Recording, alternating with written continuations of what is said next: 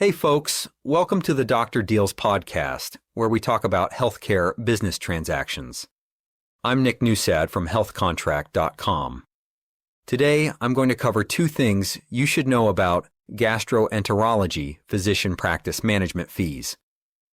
If you don't know anything about the ban on the corporate practice of medicine or practice management arrangements, go download my audiobook, Dr. Deals, on iTunes or Audible and come back after listening to that. For everyone who already knows what I'm talking about, there are two things you need to consider when setting management fees for gastroenterology practices.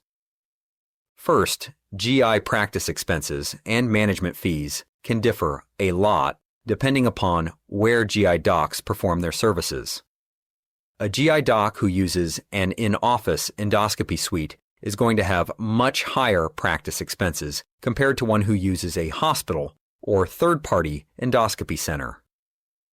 The more services GI docs perform in-office or in wholly owned facilities, the higher practice expenses and management fees will be.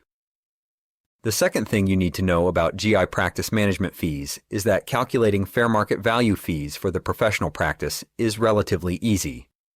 I have a mountain of data about the non-medical practice expenses of every type of service provided by GI docs in every site of service and geography. What makes it complex is that GI practices can have in-office ancillary services and wholly owned endoscopy centers. GI practices can offer a long list of laboratory and pathology services, as well as imaging services. Some GI practices are doing ultrasounds, swallow studies, and even CT scans. These ancillary services may be billed out of the GI practice under the in-office ancillary exception of the Stark laws.